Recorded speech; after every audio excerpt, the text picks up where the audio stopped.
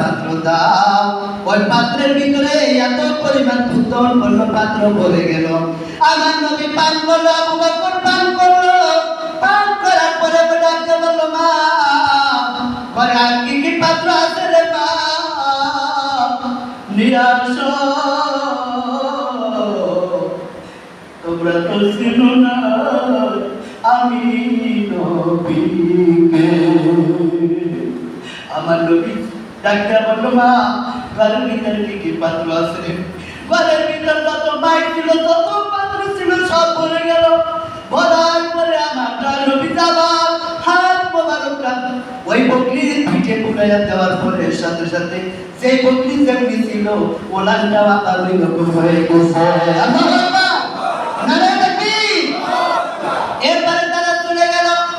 ওই মহিলার চোখের পানি ছেড়ে দিয়ে বলল, এটা কোন দুনিয়ার মানুষের কাজ নয়। ওই মহিলাটার ছেলের নাম ছিল মোহাম্মদ। যে ছেলেটাকে কাবুলো, এত সুন্দর মানুষ আমার জীবনে দেখি নাই। আমার নবী আবু বকরকে ডাকতে, আবু বকর চলো মদিনায় যা। মদিনায় চলে গেলেন। তার স্বামী বকরির মাঠ থেকে ঘরে ফিরে আসলো। আসার পরে ঘরের ভিতরে উঠানে পাড়া দেওয়ার সাথে সাথে ডাক্তারকে বললেন, স্ত্রী রে একটা সত্য কথা বলো, আমি যখন ঘরের আঙিনার ভিতরে পা দিলাম দেওয়ার সাথে সাথে শুধু ঘেরান পাই।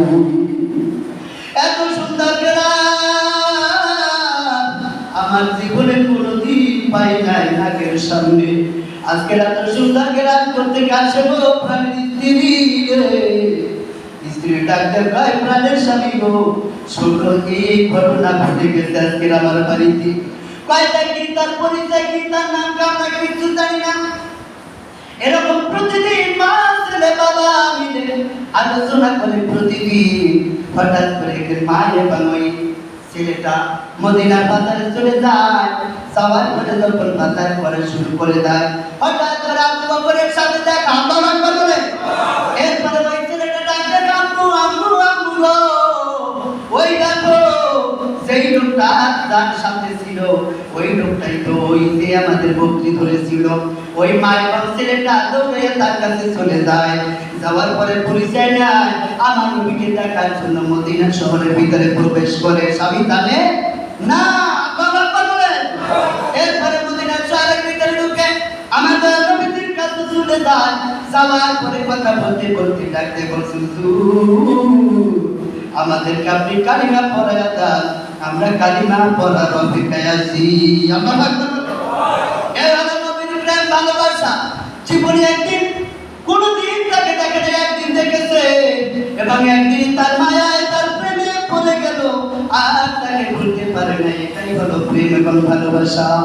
ওই স্ত্রী যখন তার হাতে কালেমা পড়লো, বাড়ি চলে আসতেছে আর কান্না করতেছে। ডাক দিয়া বলে, ছেলে রে কালেমা আমরা পড়লাম, আমার স্বামী যদি না বলে তোর বাবা আমাদেরকে ঘর থেকে বের করে দিবে। চোখের পানি পালাইতে পালাইতে মা এবং ছেলে আসতেছে।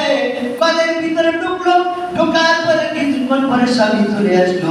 আসার পরে ডাকতে বলল, প্রাণের স্ত্রী রে তোমাদের চেহারা নূরের দেখা যায়। আল্লাহু আকবার, নারায়ে তাকবীর। স্বামী ডাকতে, প্রাণের স্ত্রী রে এত সুন্দর চেহারা তোমাদের গায়ে পড়ি এত সুন্দর গ্রাম গো, আমার জীবনে দেখি নাই গো। যার কাছে তোমরা গেছো আমায় লইয়া যাও, তোমার ওই নাম শুনিয়া এই চোখে দেখলাম না।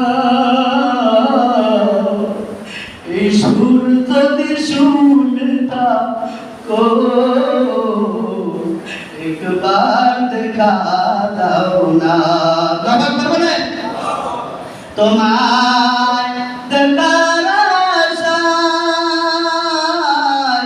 এই মন ছুটে যায় মদিনায়। তোমায় দেখার আশায় মন ছুটে যায় মদিনা। আল্লাহু আকবার বলে। আমার নবীকে দেখতে মন চাই কি চায় না? ওই স্বামীটা এত দিশারা হয়ে গেছে, ডাকতে বলতে স্ত্রী রে চলো যাই দয়া নবীর কাছে একবার কালমা পড়ি, আর একবার একটু তাকে দেখি। ওই নবীকে দেখতে মন চাই কি চায় না? আমার নবী মদিনায় ঘুমায়। কি ঠিক কিনা?